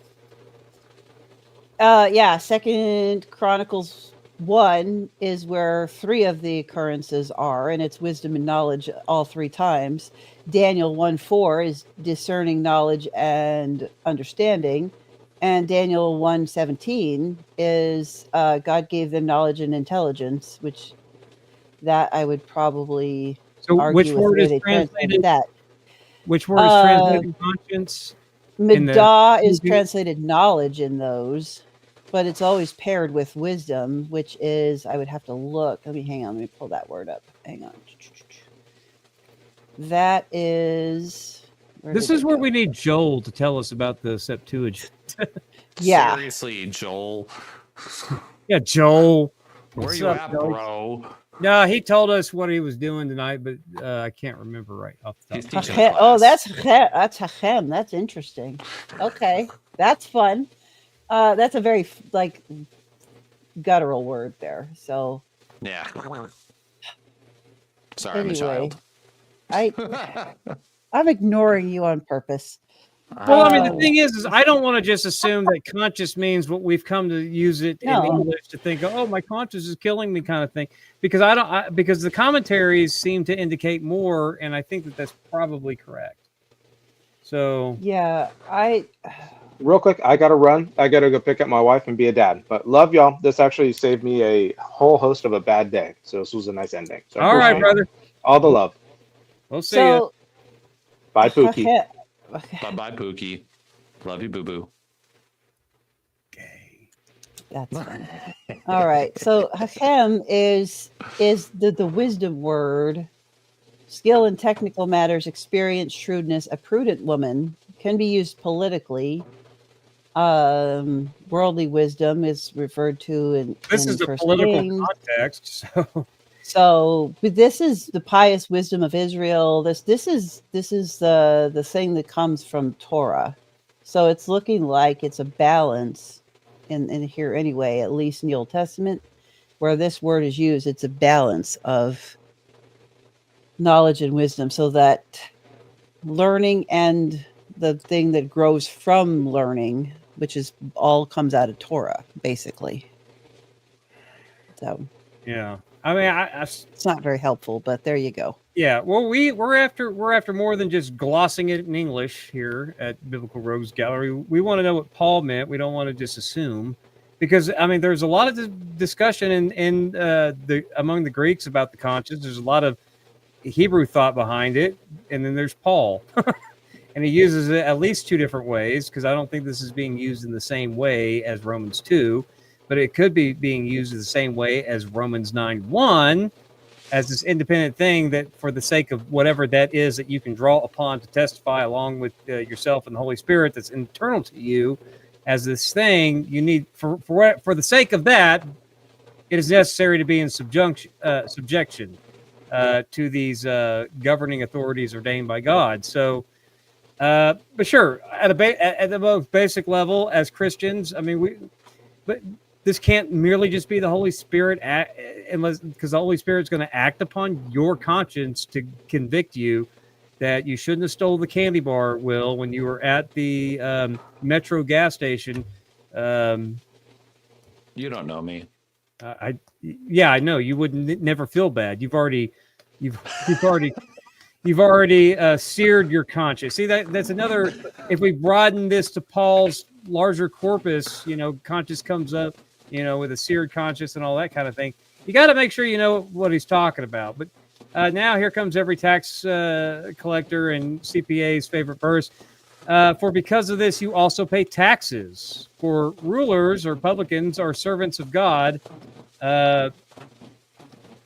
devoting themselves to this very thing. And he finishes off with kind of a general pay to all what is due them. He comes back to tax, to whom tax is due, custom to whom custom, respect to respect, and honor to whom honor. Now, as I mentioned at the top, there was a lot of taxation and tolling going on in Rome specifically, but throughout the empire, but specifically in Rome itself during this time that Tacitus talks about, and Suetonius talks about it as well. And so there was this idea that, again, being in a new creation in Christ, and this not part of this age's kingdom, but a part of a kingdom to come, why bother with these kind of things? And Paul seems to think that this, or let me say this: commentaries seem to think that if you line up the time frame, that it's very, very likely, like 99% likely, that the heavy taxation that was fostering a lot of grumbling and a lot of I don't want to say it fostered insurrections, but a lot of that revolutionary tendencies were coming about because of the frustrations of the heavy taxing and tolling, that Christians might want to opt out of that. And Paul saying no. Certainly he would be familiar with Jesus is saying, he doesn't quote it here about render to Caesar what is Caesar's, and and that's in the context of paying taxes. So it seems like he's emphasizing this twice about paying taxes. He brings up paying taxes because he didn't want them to not pay taxes, and this idea that you can get away with that because as much as I wish Jesus had given us like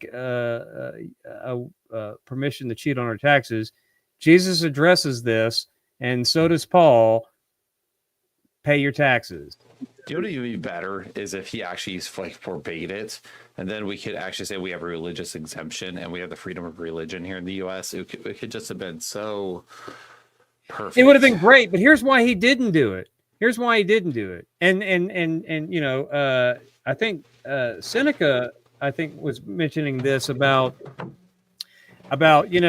when they were deliberating over whether or not to ease up the taxation and the tolling through the city.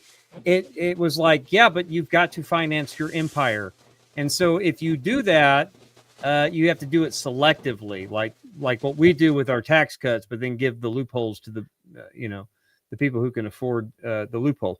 But anyway, that was kind of Seneca's advice here, because you want to make the people happy, but you don't want to take a huge hit to your treasury, right? Because I mean, Nero was trying at this point in time to be returning to a more golden age of Augustus rather than the chaos of like more contemporaries like his uncle Claudius or adopted dad Claudius. So it's like you've got this idea here, but Paul says no, and the reason why Jesus probably believes this and Paul believes this is how much resentment would you have if the church community, I mean, think about apologetics and atheist discussions. How many atheists talk about they don't want the church to have tax exemption status, right? You hear that all the time. it already creates resentment for religious organizations and certain private organizations to have tax exemption. And so, I mean, we see that in our day. I mean, thank goodness that, some people think that it's okay for, exercise, free exercise thereof. You can read into, there's no constraints, governmental constraints, including taxation, insofar as you follow certain rules under the 503c, even though there's a debate whether or not churches need to even be a 501c, but not about tax law. C3. Yeah, whatever. My wife is the one who knows this stuff, not me. She's the accountant. Like literally, like that was her thing. But whether or not you need a 501c or not for churches are exempt from taxes, and it does create a discontent for a lot of people against Christianity because of that very reason. And it seems to me that I'm just using that as an example for why Paul might insist that if you believe you belong in it, you're still on this side of the eschaton, even though it's the already not yet that Junior was talking about. You do this so that you don't become part of the rabble rousers, and that you stay, you keep the reputation of the church honorable. Now, the law in our context says, hey, we get to be tax exempt for churches. So, I can't do nothing about it. Change the law, but they'll never happen. You'll never get that in Congress. But in Paul's day, that was not an option, right? So, pay your taxes. And then he gives this more, or where he repeats it, these are the deacons of God. Yay. I mean, he's going overboard to sell these people who work for the state that want to always constantly haggle you for your money. But you got to do it. And not only do you got to pay your taxes, but you should show respect to whom respect is due. Customs, you follow the customs where the customs are due. You respect those, and you show honor to those who honor is due. And the reason why I don't like this passage, just in my flesh, is because I don't like the idea of respecting offices, like respect the robe of the judge, respect the office of the president, respect the uniform of, my son is a police officer, but he's the first to tell you there's a lot of corruption in police, but yet Paul's idea here is where it's due. He's talking about the establishment of these authorities, he's not talking about individually. Your disposition, your natural, your spirit-filled angle towards this is to give the honor, respect, and customs to all that have it coming, who are in those positions of authority. And there's a part of me that doesn't like that, but it seems like it's tough. I've got to, it's like Paul says, pray for kings and everyone in authority. He doesn't say you can't pray imprecatory prayers when you do that, but he does tell you to do that. And sometimes you may not be inclined to pray for those people, except imprecatory prayers. But that wasn't the sense of the text. He was wanting pray for everyone, kings and people in authority, for a reason. So it seems like more positive prayers towards that. So I have a hard time, even if I've carved out exceptions all throughout tonight's broadcast.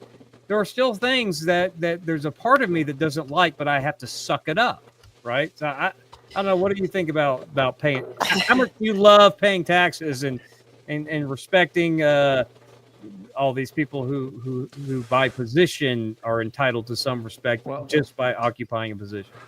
Well, my wife and I, so when some people get lost, they play Marco Polo, like when they're trying to find each other, like Marco Polo. Well, this should tell you about where I stand on the issue. If we're in the superstore and I lose her, which happens commonly, she's 4'10", so she disappears behind a clothing rack. All right, like it doesn't take much. So instead, we play a game at Walmart and stuff where I just go, taxation, and my wife has to respond with, is theft. Nice. Nice. And I'm not even kidding. We do that, and it's amazing the amount of head turns you get. It's hilarious. So, but I love it.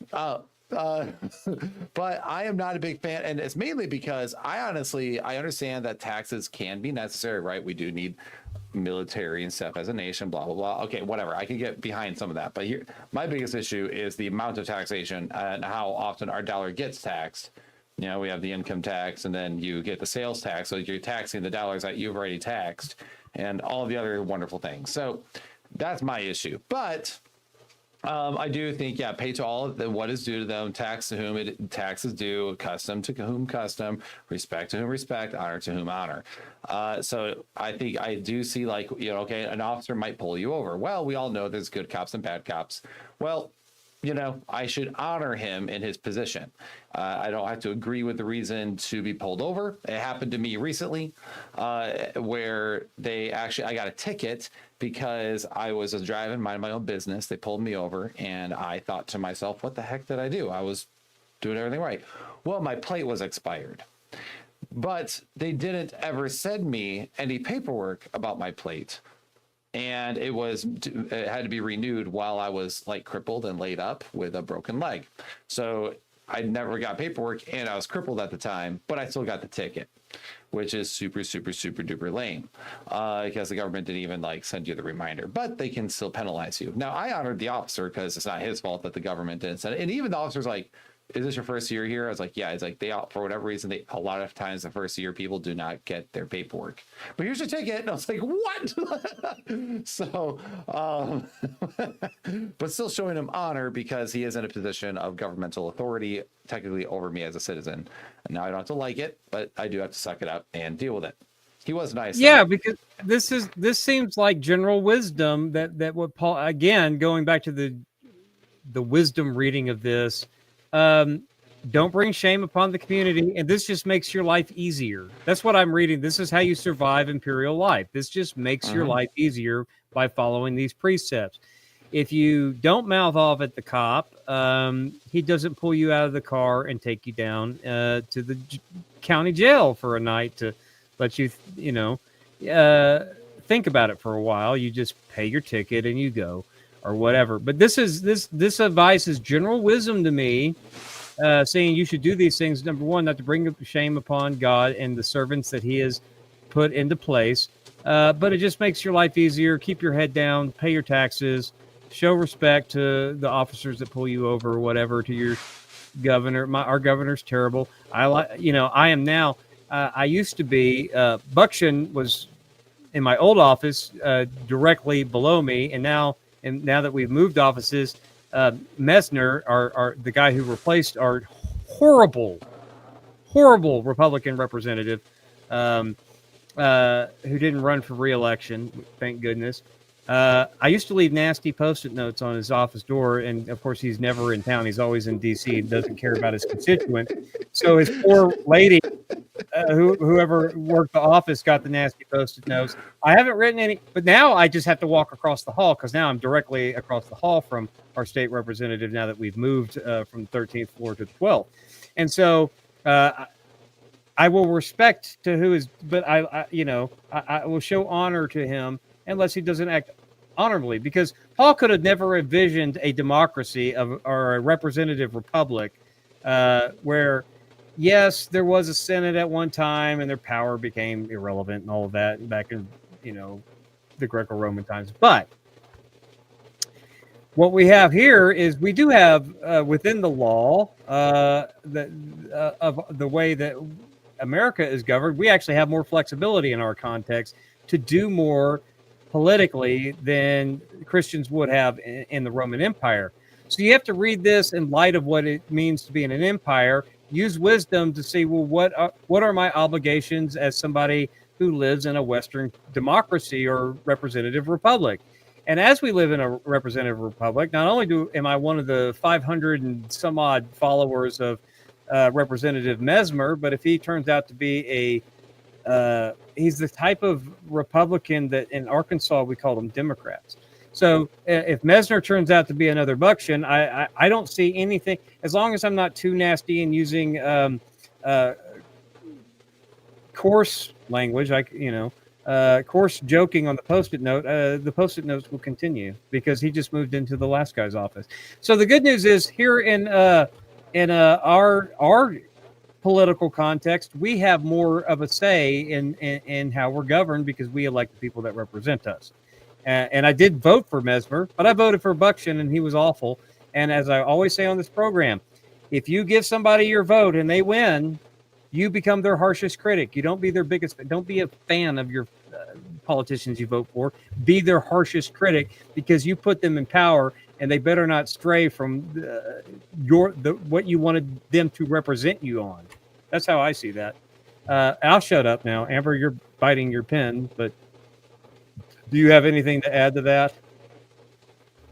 I'm just wondering at this point, listening to the two of you, if we even in our modern context can even understand what Paul is talking about. Americans are so in love with their independence and their rights, if they can even get their heads around what Paul's talking about. Well, where people had a lot less than they do now, reading the literal reading is ridiculous. It's even more ridiculous the less rights you have for Paul to take this literal reading. Again, given what Paul said in Romans, given what Paul has recorded to say by Luke in Acts and other biblical apostles, what they've said about obeying God rather than man, the whole story of the Old Testament, nonviolent resistance when necessary. That being in Paul's mind as well. The literal reading of this, like the abject absolutist reading of this, just doesn't do anything for me. But I would say that you have, in Paul's context, you have more pressure to follow this in a more absolute sense than we do, and it wasn't even absolute for him. Does that make sense? It makes sense, but I still think that I disagree with you on this one. And not that I'm saying it's a literal reading. I'm just saying that our American brains don't get the ancient Near Eastern mind that's going on here. It's not a context that we have easily. It takes a lot of work for us to get there. So I don't know that we can, without a lot of extra work, like I'm skeptical that this is one of those concepts that comes easily to the American context, Western logical, literal, left-brained, obsessioned mind. Well, but that's all I'm saying. I do think if you do that work, and I think we've done a lot of good work. For the background, I think if you do that, you can draw the right principles. But but what I was saying is, I think that the reality was more harsh for Paul's audience than it would be for us. And if it wasn't even literal for Paul's audience, or not literal, but absolute for Paul's audience, who had more to fear from their government than I think, well, at least as of now, who knows how it'll go in the future. But as of now, I think in our day, the principles, I think we actually have more freedom in the non-absolutist reading of this than even Paul's audience did. And it became more pertinent to Paul's original audience than it really would be for us today. For the very survival reasons that Will was talking about, if nothing else. And to not bring shame on the community, which we still have to watch out for in our context.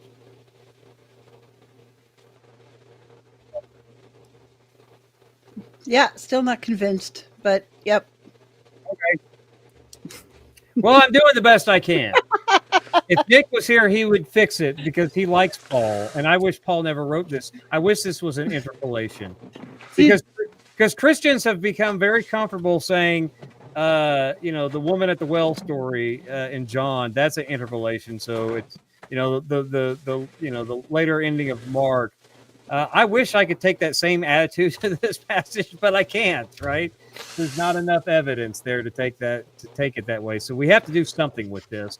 Well, but I do think that, to that point of Amber's, I do think I think we can intellectually understand what he's kind of driving at. I do think that's a thing. Like, obviously, we can look at the context and understand, but fully living it and realizing it, I think it's a whole nother challenge, because it's a thing when you're in the Western mind, we think continually in the fact that we live in a free democratic republic, and constitutional republic at that. So I don't know. I think I see what Amber's trying to say there, but I do think that there is a difference between how that would be applied to the modern day because that was under imperialism where they could just execute you off the cuff. Yeah, But well, absolutely. If you and- would read this differently, even if you did all of the same background readings that we've done tonight, talk about whatever else. If we did all of that, go through the Old Testament, you would still take a different lens of your own personal context if you lived in a Muslim nation or in China or something like that and would read this. So I'm with you on that, Amber. Like if we were in China trying to make sense of this passage, we would have to wrestle with this text a lot more than we do here in the United States. And this is one of the things that some people, sorry, Amber, I didn't mean to cut you off. You look like you're going to say something. Well, her mic's muted. Well, I'm just going to say this because I can. I'm going to say that I think Paul sitting here listening to Pritchett complain about the IRS coming for his chickens and Will's whining about the government not sending him the paperwork in the mail so that he doesn't get a ticket. He's going to look at both of you and go, how dumb are you? Like, seriously, I don't think that is what he's got in mind at all. I think that's just bad take. That's all I have to say about that. I don't think that's what Paul has in mind at all, but I think that was fun analogies, fun rabbit. Yeah. I'm talking about my way of I try to show honor. Like he pulled me over, and even when he gave me a text, it's like a ticket. I was like, all right, thank you, officer. Like trying to show him honor, and like my best friend's a cop, and he's a government shill. I give him crap for it all the time. But no, one of the things as well, like that we have to consider is that since we live in a constitutional republic, that means we have representatives. And so I think representatives are a bit different than what he was dealing with, which is why it's okay to call your representative and go, hey, you're not representing your people very well. This is your job. Yeah, notice your job. Yeah, notice that our representatives we can treat worse than the unelected people like police officers and other people like that, right? It's like the people who directly affect your life. You can mouth off to your mayor, but you can't mouth off to the police officer. Well, that's actually like, here's what's unique about our governmental structure is that it is actually supposed to be the people that have the power through the representative and various things. So actually us engaging that way is us actually engaging in the governmental systems the way we're supposed to and engaging in the government that's set up. So part of doing the honor is to honor the systems that are in place and therefore make your voice heard when you're able and when you need to. So that is also something to keep in mind for the Americans out there who might be wrestling with some of this and how it works. I think some Americans just take a, well, it doesn't matter approach because I'm part of the kingdom of God, which I could respect, but also this is the governmental system in place.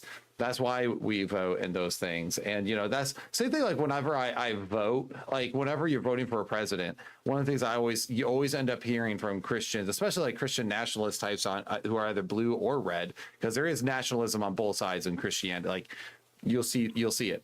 They'll start pulling out all the resume of all the people wrong on the blue side or all the things wrong on the red side and start saying how this person doesn't live a Christian life. And in my mind, I'm like, well, I'm not a Christian nationalist. It doesn't really matter to me if the person lives a Christian life. My question is, can they do the job and run my country well? That's my question. And are they going to help people? And so those are the sorts of things. And now when I vote or when I complain, that is my right and also part of how our government system works within, culturally speaking. So I think that's where also Amber's point is, where because we live in that part where civilians actually engage in that way, and that's part of how our government works, why it's so hard for Westerners to even understand this idea of an empire that is the unquestionable authority that can literally do it with you whatever you want. Because we hear that and we go, well, time for another tea party. That's our whole thing. We're like, all right, I guess we'll overthrow the government and establish a new one. That's the American vision, but that wasn't the case for them back then.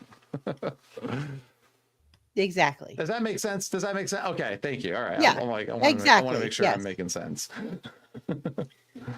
I like it. Amber, any closing thoughts before we move into the final section?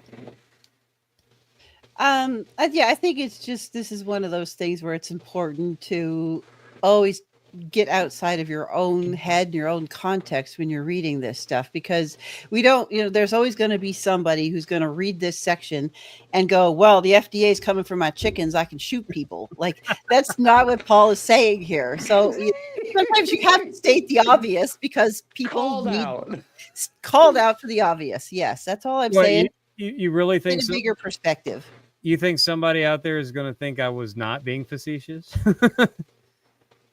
This is the internet. you You met never you? underestimate people's stupidity. I know. Never underestimate people's Braxton stupidity. on tells the me internet. that stuff all the time too. They might think you're serious. There's going to be someone who English is not their first language, and then they're going to take you. This is the whole world's There's listening. people who have English as their first language who'll take you seriously. Yeah, look, Well, and, another you favorite. you could even say the same thing about Will's comment. Like, oh, the government didn't mail me my thing for my license plate. I'm going to go invade my senator's office and sit there in a stakeout until he gets me my paper. That's not what Paul is saying. But sometimes you have to state the obvious for the internet idiots. That's all I'm saying. One of my favorite people on Twix, Mine Warden, says, "I only take Pritchett seriously." Dude, that you should and follow everything I say. It'll go well. Pope Pritchett the Prime. Next week, Amber will be happy because we'll be getting into Leviticus, and she'll be able to tell us everything that we need to know how to get this passage right, because she likes Leviticus and thinks that we should only read Leviticus. Leviticus is more important than Romans. Actually, Deuteronomy is more important than Romans. Okay, fair enough. Yeah. We have a super chat from Sparky Schultz. Tip for Amber. But Amber's channel is not monetized. Right. So Well, I this- sent him to Will's channel to go do his super chat because he can't do it on my channel because I'm not monetized, and he felt bad. So I sent him to Will's channel to super Instead chat of over Trinity there. Radio. I see how you are. That's Well, exactly Sparky, how. what says as a tip for Amber, I'll talk to Amber. We have each other's number. I'll find a way to forward her the $10. No, So- no. Save it for when she gets here to Evansville. Her and Doug are coming to Evansville. So when they get to Evansville. but it doesn't mean I can't send her $10. Dave. Don't tell me what to do. See, I would have Dave, saved it and correct handed me, you Pritchett. cash. I would have handed you cash Dave, because Dave, if not you Doug. Doug, golly. yeah, where'd you get Doug? Like, no one's named Doug. Sorry for anyone who's named Doug, but no one's named Doug. Sorry, Dave. Doug's that I'm sorry. cringy, Sorry. like I'm 90s old. cartoon. I'm old. My excuse. I'm sorry, Dave. Dave. Amber's better half, Dave. I'm sorry. I will never call him Doug. I don't know where I got Doug No, from. no. He's not her better half. Amber's awesome. It's gonna be hard to top that. I bet you Dave won't tell me I'm wrong every 5 minutes. That's true. Dave will not. He's too nice So for that. better half, like I said, and he preferred the cash instead of the cut that YouTube's going to take, and then whatever PayPal takes when I'd have handed you $10. You did it on my channel. Oh my gosh, I'm just Dave's send- gonna take my side on this too. He's gonna say, "See, he knows." I'm just gonna send No, Amber $10. 'cause- Stop your Nope. bickering, you old man. No. Oh, good grief. We are going to get coffee when I get there, and that's when I get my $10. That's what Coffee. we're doing. Oh, that's true. Yes. Oh no, we have a great donut shop with pretty good coffee here. Yeah. But there's honeymoon or parlor. I don't know which one. But Parlor. either way, Parlor, it's right around the corner from here. Anyway, next week we're gonna be. Are we doing this next week? Or we're still on next week, correct? I don't know what I'm doing, dude. I make this up as I go. I have a newborn. You kidding me? I'll be Like, here next week, and we'll get into Deuteronomy, but probably Leviticus, because Leviticus is actually quoted here in verse 9, and all that more stuff about love. You know, that love your neighbor as yourself business. So we'll get into that. Anyone want to shout out anything before we get into the what do you do with this passage? What do you mean? Like, What's shout coming out up? what? Oh, Whatever. okay. Yeah, I'm starting a Torah series that's coming out starting next week. On Faith and On my channel, on When Deep Calls Deep. Okay, cool. Ooh, that's fun. I Yeah. have currently I'm working through my series on theology of the body. It's basically what I've been teaching the students here, but re-geared for a YouTube channel. And my frustration is this: the views on episode 1 suck. But what people don't realize is that half the crap with the trans nonsense and all the stuff that people are dealing with, like seeing LGBTQ rise up, the use of pornography, all those things are actually like theology of the body is actually your answer to that problem, because Christians, though, tend to suck at talking about the theology of the body, because we'd actually just prefer to tell kids don't look at porn, don't have sex until you're married. I think that somehow solves the problem, as opposed to giving them really equipped reasons as to why that is the case. So check it out. The next episode is dropping publicly. It's available for members only right now. It is actually dropping this week. And when it drops, you can watch that, but it is definitely important that we do that. So that is what I'm focusing on. And then I want to do, I think, a series after my theology of the body. I think I want to go actually through Calvinism properly instead of taking pot shots, and actually going through the tulip and talk about salvation by allegiance and actually like what grace really was, honor, shame culture, all that, and kind of how that's the silver bullet. I think that shoots Calvinism right in the kneecaps. So anyway. Are you going to be? You invited me onto that series, I think. Oh well, no, ours could just be adjacent to the series. You and I are doing that. We're going to talk about the issue of anti-Semitism and absolute racism and horrific things. No. That you wanted me to talk about fitness stuff on the theology of the body. Oh yeah, with theology, but yes, absolutely, yep, that as well. And, but we're also going to talk about the Calvinist racism stuff. Oh yeah, we're definitely going to do that, and we need to talk about. What you need to talk about is you need to talk about body maps in the ancient Near East, because that's very important, because they had maps for everything. And I don't mean map like draw like the state map, like how they understood the body. Maps, just the body map is what they. Very interesting stuff. I have a couple of slides on it. You don't have to have me on. When I have you on to talk about it, you can talk about that. Okay, yeah, and we've got Leighton Flowers coming up Friday to finish, or not finish, because we got Leighton Flowers coming up Friday to talk about the responses to his questions on our live stream. And then we have Tim Stratton after that to talk about his questions. And then I will be addressing the answers to my questions from the 20 questions from Calvinism stuff. So tune in Friday for Leighton Flowers. All right. So, Wes, you're teaching this class to youth group. Whatever. What are your big points on that? How do you, if you were to take this passage and teach it, what would you do with it? Well, I think the first thing I would do is I would start off with an introduction that actually kind of sets the stage for a minute. I would explain some of the things about the culture like we discussed, honor, shame culture, what it was to live under empire, what is empire, what is the oppression of the empire, especially with Western kids. I don't think in America, I don't think they would fully understand it. So I'd want to try to paint the picture of what that means. And so that way you got that set up. But then also I think I would love, if I was actually teaching the students, I think I'd just read verses 1-7, have the kids look at it for a minute, and then ask the kids, what does it mean? And see what they say, because I think a lot of kids might actually take it hyper literally, because it is a good lesson in hermeneutics. And I'd point that out. Then I'd set it up with the intro. But then I think what I would do is I would really hone in on the idea of, hey, therefore, God sets up authorities.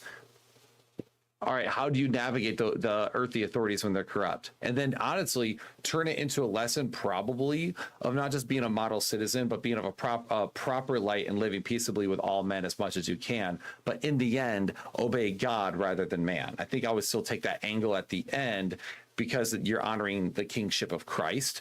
Because if you're just doing those particular verses, I think you'd struggle with having a really strong spiritual application besides honoring people. And I think you go through all that and then end on, but the kingship of Christ. That would be me. But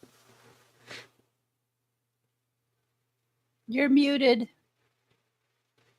Yeah, I have nothing really that I would add to that, except I would bring it into what I talked about. I don't know, either the last episode or the episode before last, where first set it up. Then I would talk about that God has ordained authorities, and that there are ways to subvert authorities and oppose them.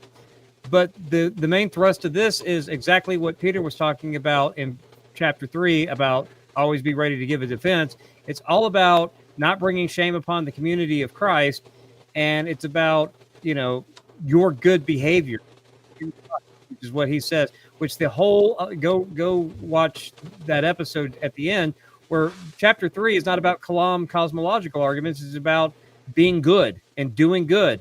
And what Paul's trying to aim at here is, in the context of Rome, it's not going to always be, this is not absolute, but generally speaking, if you do this, you can use it to your advantage to bring honor to the Christian community. That was also the apologetics of the first apologists in the second century, all the way through Augustine, saying, look, we're your best citizens. Why would you want to persecute us? We are the ones that are doing the most honorable thing in our communities that even you pagans think is laudable. So, you don't have to be absolute with this, and you can go through that. But the main thing I want to stress is this is your apologetic to the watching world.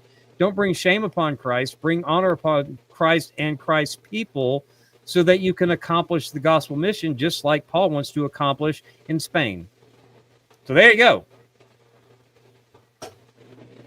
See, it takes me a lot less time than it used to to summarize. So, folks, we appreciate you having taken time out to watch this broadcast. We're here most Monday nights unless something comes up, and we hope that you go back if you're new to the series and watch all the prior episodes.